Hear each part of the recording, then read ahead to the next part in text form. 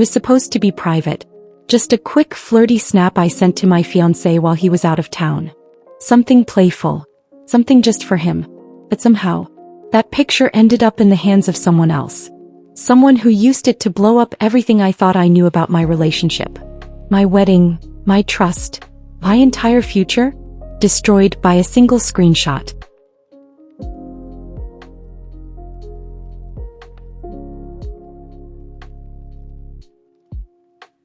When you're engaged, you think the hardest part of your relationship is going to be cake tastings and choosing whether your bridesmaids wear sage green or dusty rose. At least that's what I thought. I was 27, working as a graphic designer, and had been with my fiancé Marcus for 3.5 years. He was everything I thought I wanted. Stable, kind, thoughtful. The type to bring me flowers just because, and actually remembered to ask how my day was. We weren't perfect, but we felt safe, comfortable. Our relationship wasn't all fire and chaos. It was more like warm soup. Familiar, reassuring, dependable. And after years of dating walking red flags, I thought I had finally found peace. Marcus proposed on our anniversary, during a weekend getaway in Asheville. We were in a cozy cabin with a mountain view, sipping wine by the fire. It was straight out of a Pinterest board. He got down on one knee with a ring that looked like it cost more than my car and said, "I don't want a future that doesn't have you in it." I cried, and of course I said yes. What girl doesn't want to be married, right? I couldn't stop taking pictures. I took 200 selfies with the ring and sent all of them to my mom in our group chat. I even sent a few to my old boss for no reason. That night I thought, this is it. I'm done searching. If only I knew what was in store for me, I would have saved years' worth of embarrassment. After the engagement, Marcus had to leave town for 2 weeks for a work trip. He's in tech. One of those jobs where he's always on Zoom at weird hours and says things like, back-end structure, and deployment pipeline like that means anything to me. He was traveling with 2 of his coworkers. One of them, a woman named Camille. She had been working with him for a year or so, and I'd met her twice. She was beautiful, very sharp and confident. And honestly, I never once thought anything of her. Marcus had never given me a reason to worry. I was in full bride-to-be mode. I was sketching invitations, planning bachelorette ideas, even looking at honeymoon destinations. We were solid, or so I thought. One night while he was away, I sent him a snap. Just something playful. I was in bed wearing a lace bralette, nothing crazy, but enough to make him smile. It was private. It was intended for his eyes only. The kind of thing couples do to stay connected during distance. He replied a few hours later with a heart emoji and some flirty text. All good. No red flags. Yet. But 3 days later, I got a message that made my stomach flip. It was from an anonymous Snapchat account. No Bitmoji. No name. Just a random username. They sent me one photo with no caption. It was the exact same snap I sent to Marcus. Same background, same bralette, same caption in the corner. But this one had a screenshot notification across the top. That's when I knew something was wrong. I immediately messaged the account. Who are you? Why do you have this? I didn't get a response. That's when I checked Marcus's chat history, and it was still there unopened, which made no sense since he already replied to it 3 days ago. But then I remembered. Snapchat lets you save messages in chat. And anyone who has access to your phone, or logs into your account, can save, open, screenshot whatever they want. I tried to breathe. Tried to tell myself maybe it was just some glitch. But the next morning, I woke up to 5 different texts from people I knew, coworkers, college friends, even my cousin, all asking the same thing. Hey, I think someone's leaking your stuff. Did you mean to post that? Girl, I need you to go check your snap right night. I opened the app and my heart stopped.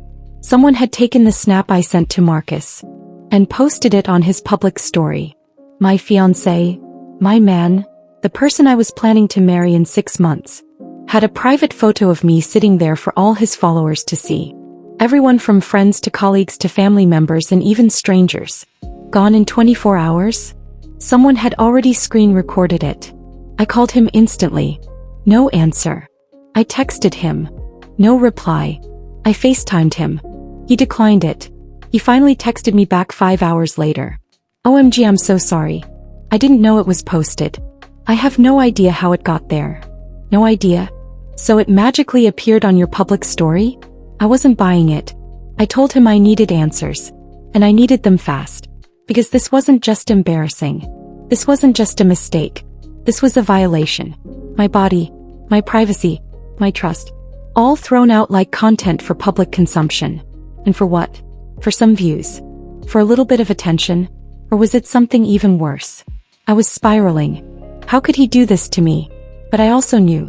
There was more to this than just oops my bad. This wasn't an accident. It was very intentional. I wasn't the type to jump to conclusions, but this didn't feel like a mistake.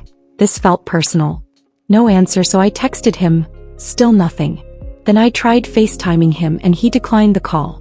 That was when I stopped crying and started thinking. Something wasn't adding up. The snap, the timing, the silence. It wasn't random. It was calculated. So I did what any woman in her right mind would do.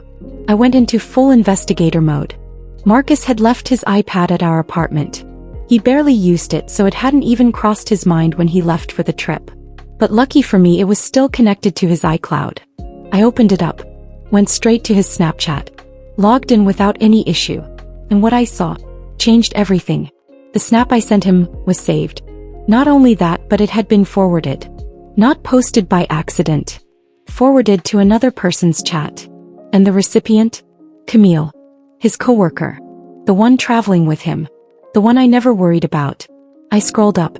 There was a thread of messages between them, and it wasn't about work. It was flirty. Too flirty. She had been sending selfies in hotel rooms. Asking him when he was sneaking out again.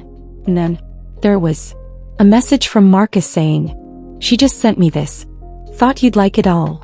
Attached to it, my snap. I stared at the screen like I had been slapped. He sent it to her, as a joke? Like I was some random girl off the internet.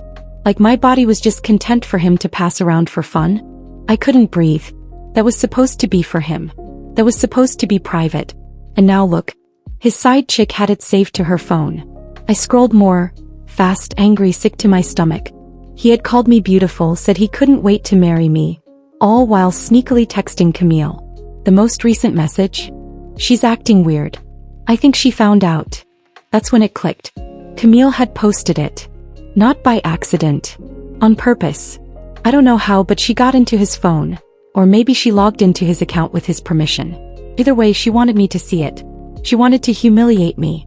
She wanted me out of the picture. And she succeeded. I couldn't believe how stupid I'd been. I had invited her into our home. We'd eaten dinner together. He complimented my ring. Asked about bridesmaids. Hugged me goodbye. The whole time, but she was sleeping with my fiancé. And he was sending her my photos behind my back. I didn't scream. I didn't throw things. I packed a bag, grabbed the iPad, and drove to my best friend's house. I needed space. I needed clarity. And most of all, I needed to not commit a felony. Later that night, Marcus finally called me.